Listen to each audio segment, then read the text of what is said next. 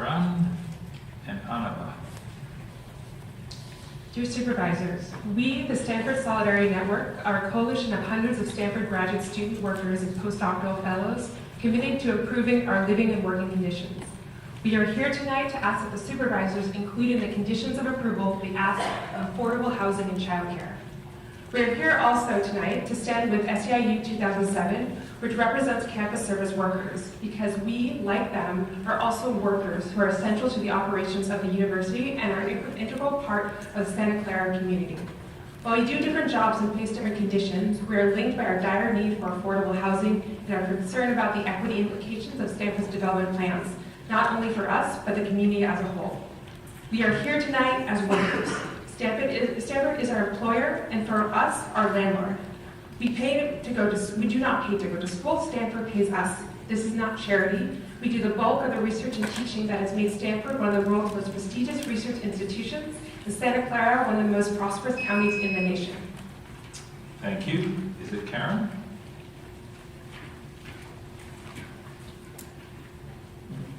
Hi, thank you. It's Clara, also from Stanford Solidarity Network. Thank you for your presence and time. This prosperity is being undermined by Stanford's callous disregard for its graduate student workers' well-being. We have graduate student workers commuting 2 hours to campus, living in their vans, and picking fruit from trees to eat.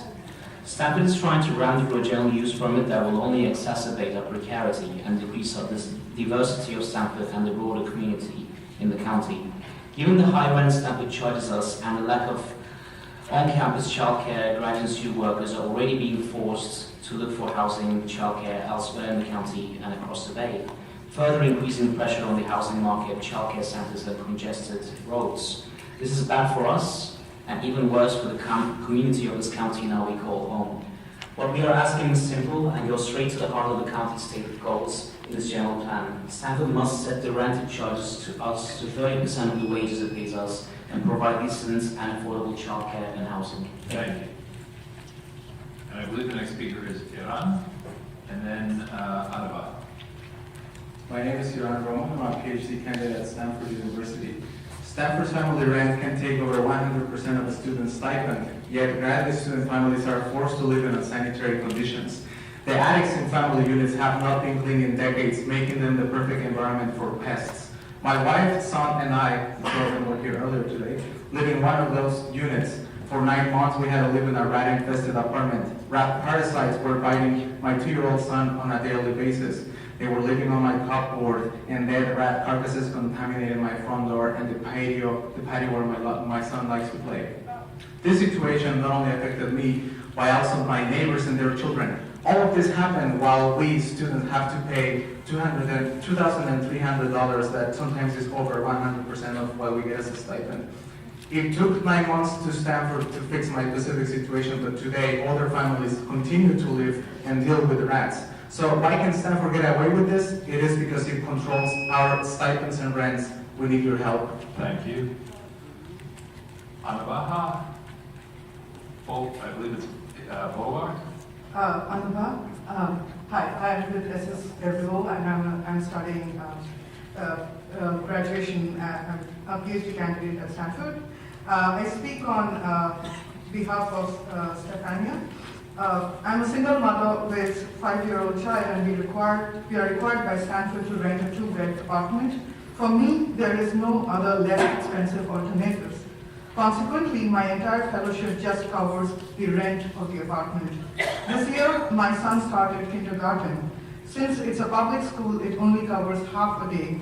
In order to work, I need after-school care for my son, but it turned out to be difficult to find. Cheaper solutions have long waiting lists, while alternative solutions are very expensive. I feel emotionally drained because I cannot afford a nanny or after-school daycare, which would allow me to work even in the afternoon. Instead, I find myself having to work late at night. Surely, the student fellowships does not allow me to comfortably support a dependent in the Bay Area. Affordable housing would provide a much-needed relief to the situation. And thank you. I believe it's Bolar. Forgive me if I'm misreading. Followed by Joel, followed by Christiane, followed by, I believe it's Faith. Nina Aaron, or close. Solivar will be going later. Okay. You are? Joel. Go to it. While I and over 1,000 graduate students are currently facing an affordable housing crisis with a potential 50% rent hike due to Stanford's new construction, I'm here to share on behalf of Forrest, a fellow graduate student in engineering. He says that on each day, he takes his kids to childcare and after-school programs, but there is nothing accessible on campus for the 800 children of graduate students and postdocs. The only campus children's center spots are filled by the children of faculty, admin, and doctors that live on campus, and instead he is forced to travel from campus to off campus, drop his kids off, and then return. Often he's stuck in traffic which he contributes to as one of the 800 students that drive their kids each and every day. Nowadays, more students have children. We're here at a research university, and Stanford needs to recognize the change in student demographics, investing in childcare infrastructure on campus, and not rely on the Palo Alto free market to subsidize the student work. Thank you. And I'm going to ask if the speakers could just come down. That way we can just keep flowing, especially since so many of you have children, like, can relate. Welcome. Hi. Good evening. My name is Christiane Corbett, and I'm a PhD candidate at Stanford as well. I moved here from Washington, D.C. about 4 years ago with my husband and my two elementary school-age children to start a PhD. They were age 5 and 7 at the time. And I agree with what a lot of the other speakers have said about the world-class education that Stanford offers. I've gotten an amazing opportunity for education, and I recognize my good fortune to be here. But I came tonight to share the difficulties that I've had with accessing childcare as a Stanford graduate student. I think my story can illustrate both the issues of affordability as well as availability of childcare that grad students at Stanford face. After receiving news that I was admitted, my husband and I visited, at the time there was a child care center on campus for elementary school age kids, Peppertree, that I assumed my kids would go to, but we never got off the wait list. And that child care center has since closed. When we moved here, my husband transferred to a job he works for the federal government in San Francisco, so he's not able to help with child care. And those of you who've raised children or who are raising children know that finding child care you feel good about is a time-intensive process. Anyway, my main point is just to urge you to insist that they make a child care center. Thank you. Hi, my name is Faye. I'm a PhD student in the Computer Science Department at Stanford, and I'm reading on behalf of Carrie Flores, who writes on behalf of the Student Parents Alliance. Carrie writes, I'm a third-year PhD candidate with a toddler and baby at CCSC, at Stanford Daycare Center. I'm also the family chair of Graduate School of Education Guild. In my positions, I talk to many new graduate students with children who are in a crisis situation because they cannot access affordable childcare. To illustrate, Stanford recently initiated a child care grant of $10,000, but I still pay over $3,000 per month for full-time child care, which is 100% of the PhD stipend. Child care costs are out of reach for many graduate students who do not have partners with high income. And add to that the cost of housing, which is $2,000, healthcare over $1,000, and so on, and it's no wonder many graduate students with families have been taking advantage of the pop-up food pantries that have started on campus this fall. Thank you. And Nina, are you up next? Welcome. Good evening. I am continuing the testimony of Carrie. I'm also a PhD student. Carrie is lucky to have access to childcare. Their youngest is in a small program at CCSC for which there are over 200 families currently on the wait list. With childcare centers out of reach, graduate students often hire local nannies or attend other Palo Alto daycare centers or family daycares, which puts further burden on the local supply of childcare. Some members of the Stanford community have committed to aiming for accessible, affordable childcare for Stanford graduate students and postdocs, but this commitment has not yet been institutionalized. Please help us encourage Stanford to support its graduate students with families by providing access to quality, affordable childcare. Thank you. Thank you. Next speaker. The next speaker is Steve, but he couldn't make it tonight. So my name is Justine. I'm a PhD candidate in the history department. I'm also a first-generation college graduate. I live off campus with 4 roommates and work 2 outside jobs in order to survive in graduate school on my stipend. I'm here because I'm concerned about how affordability issues relate to the diversity of our community. Graduate school is a full-time job. Not only do we teach do our own research, and assist with other people's research. But most of us don't make enough money to survive in the local area. For first-generation college graduates, this is particularly a problem because we often don't have safety nets to fall back upon. I waited 6 years after college to go to graduate school in order to save enough to feel like I could go to graduate school without putting myself in a situation of extreme financial precarity. Even then, I chose to do a PhD instead of a master's or law degree, in part because it was a way to both work and earn a grad degree. On $31,000 per year, it's difficult to get by. Thank you. My name is Elliot, and I'm here to continue Justine's testimony. For me, the struggles of graduate student workers and campus workers are interrelated issues. My father was a maintenance worker at a college, and watching his experiences showed me how little universities like Stanford do for or care about their low-wage workers. By paying us poverty wages and failing to provide affordable housing and childcare, Stanford is subsidizing the high salaries of its administrators and investment managers with the poverty of its graduate student workers, dining hall workers, custodians, and maintenance workers. Without the collective labor of graduate student workers to teach, conduct experiments, and grade papers, and SEIU workers to mow lawns, serve food, keep classrooms clean, and maintain the well-being of our students and campus, this university would grind to a halt. All of us deserve better from a university with the staggering resources of Stanford. Thank you. Thank you. Next speaker. Anna. My name is Anna Toledano, and I'm reading on behalf of Mejgan Masumi, a fellow graduate student in the Department of History at Stanford. Mejgan writes, "While I would like to have been here in person today, I could not because I had to pick up my child from school, and I currently live in Walnut Creek, about a 2.5-hour commute on public transportation from Stanford and Palo Alto. I live in Walnut Creek not by choice, but because of financial necessity. I could not afford to live in Palo Alto while also paying for the costs of daycare. 6 years ago, when I started the graduate program, I lived in Burlingame, where I found an apartment with a cheaper rent than student housing on the Stanford campus. The little money I saved on rent went towards paying for half-time daycare for my son. I now live in Walnut Creek, where my network of family and friends are able to help me with childcare and where I can afford to live."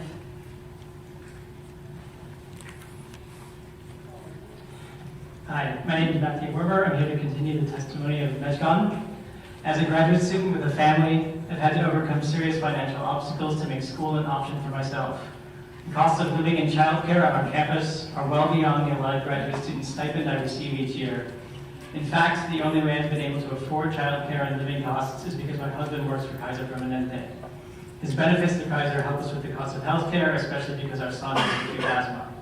I hope that your committee can understand from my example what lengths graduate students must go to in order to study at Stanford. We are all promised that the university will support us financially through the course of our studies, but if I didn't have a spouse and family nearby, the high cost of childcare would have been impossible for me to overcome. Thank you. Thank you. Jake, you're up next. My name is Jacob Daniels. I'll be reading the testimony of a fellow graduate student who was asked that her story be read anonymously out of fear of retaliation. She writes, "When my daughter was born 4 years ago, I found myself unable to afford full-time childcare. I was living off campus because I had not successfully secured on-campus housing. The pressures of acclimating to parenthood in academia, coupled with financial stresses, made me believe I needed to leave my program for the good of my family. Fortunately, my advisor intervened and encouraged me to complete my PhD remotely, where I could afford full-time childcare and adequate housing for my family. This year, my final year, I returned to Stanford. I have 2 children in full-time, that's 40 hours a week, childcare off campus, which costs my family $4,100 a month or $49,200 annually. My yearly stipend is $40,000. The only reason I can afford this is that my husband works full-time as an exempt employee at Stanford, which offers affordable health care for my children. In addition to 15 hours a week as a consultant, I have a full fellowship and have secured additional teaching to support my family. I'm very fortunate to finally have on-campus housing. Few others have support and resources that I have.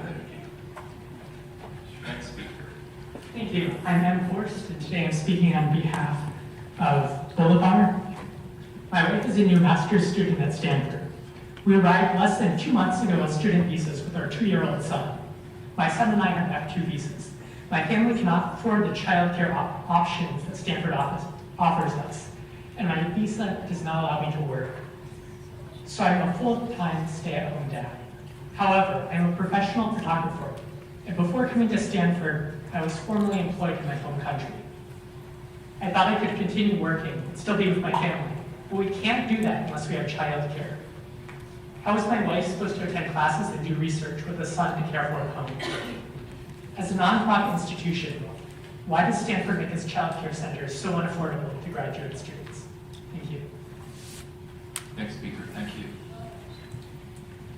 Hello, my name is Pablo. I'm a PhD candidate here at Stanford.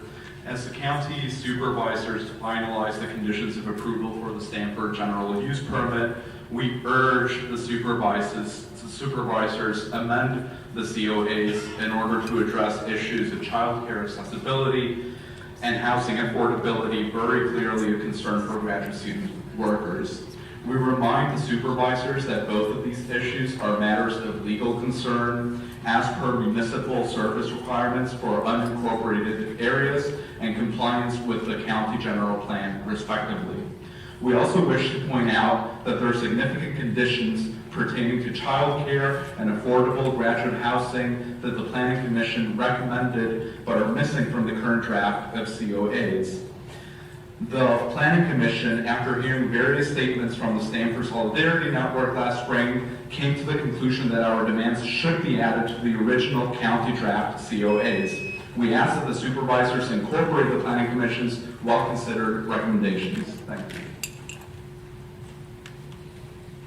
Thank you. Next speaker. Hi, my name is ATQ. I am a PhD candidate. We ask that the COAs ensure accessible and affordable childcare services for both graduate student workers and postdoctoral fellows. The latest draft of the COAs contain the municipal services study to assess the adequacy of childcare facilities by requiring that childcare services be comparable with municipal services provided in cities in Santa Clara County. However, we recommend a much clearer definition of what adequacy means. Comparable to the Santa Clara County is not a sufficient benchmark, as most students receive income at a very low income level for Santa Clara County.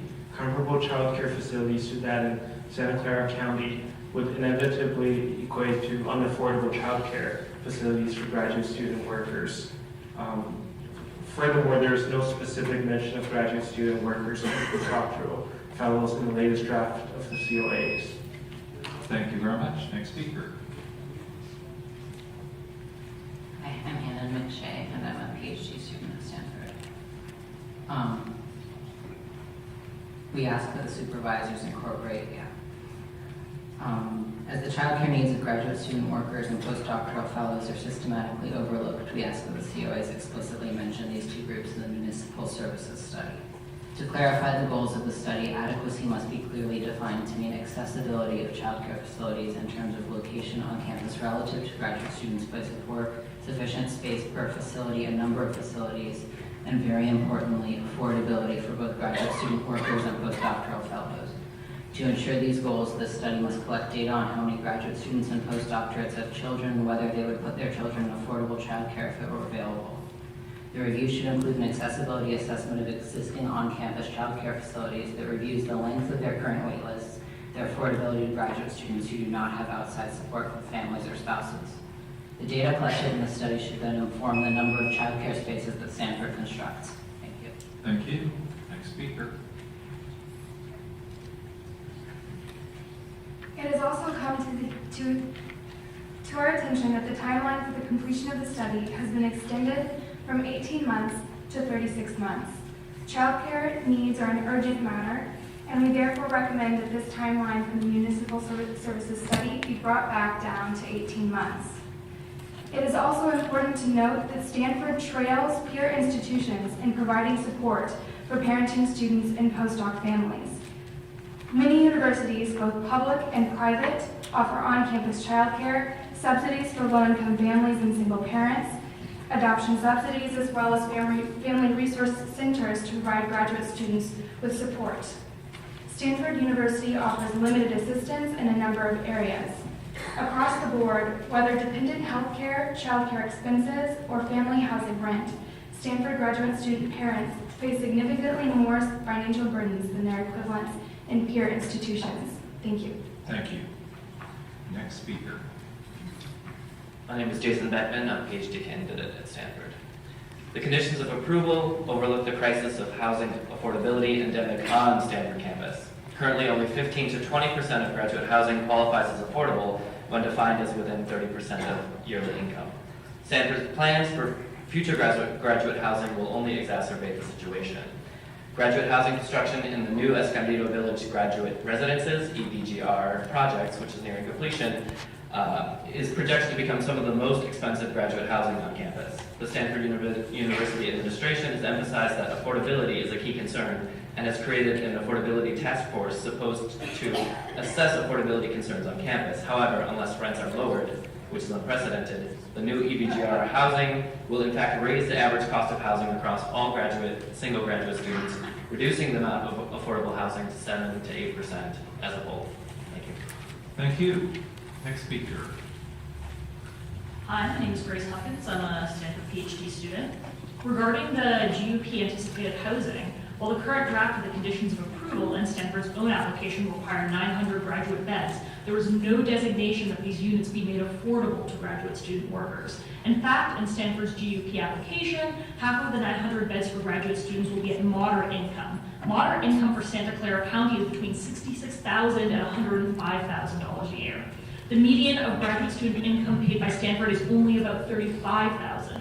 There was no possible way that this new housing, as described in Stanford's own application, could be affordable for graduate student workers. We asked the supervisors, what is the purpose of housing designated for graduate students if graduate students cannot afford to live in it? Thank you. Next speaker. Thank you. Hi, I'm Vanessa. I'm a PhD student at Stanford as well. I'm also here to talk about the affordability housing crisis. Within the Stanford Community Plan, the policy approved by the county in 2000, there is a very clear 1C to augment affordability programs and funding. The policy states, for housing to meet the needs of its target population, its price must be consistent with the income of the intended residents. Housing can be considered affordable by accepted regulatory agencies, but can still be too expensive for specific populations. There is currently no implementation mechanism to ensure graduate housing affordability as it is right now. I would also like to say that I'm one of the 2% of Black graduate students at Stanford, and the major obstacle for both recruitment and retention for Black students is the housing crisis and the fact that we don't have affordable childcare. Thank you very much. Thank you. Next speaker, please. Come on up. Hello, I'm Charlotte Einstein. I'm a PhD candidate in the history department, and I'll just say quickly, I'm very grateful for the opportunities that Stanford has provided to me, but I'm fully in support of raising and addressing these core issues. I'm just going to focus on one point, which is that most graduate student workers are eligible for Section 8 housing assistance from the county, and if Stanford does not provide more affordable housing going forward, we will increasingly rely on this assistance, and it is in fact actually Stanford's written policy to direct graduate students with financial struggles to this external source of assistance such as CalFresh. So we urge the supervisors to force Stanford to include affordable housing options if they want Stanford not to push these issues outward onto the county. Thank you. Thank you. I'm Renel. I'm a master's candidate at Stanford. As Charlotte said, Stanford externalizes issues of affordable housing. It also externalizes issues of general affordability, including food insecurity. Many students rely on government food stamps and local food banks, and they'll continue to do so without affordable housing. Over the past few months, hundreds of food insecure graduate students at Stanford have been supported by Second Harvest food banks, a stopgap of a much needed measure. Full mitigation so that Stanford's growth does not negatively impact surrounding communities and government resources requires that the Gov address graduate housing affordability. Thank you. Thank you. Next speaker. Hi, I'm Lisa Einstein. I'm also a master's candidate at Stanford.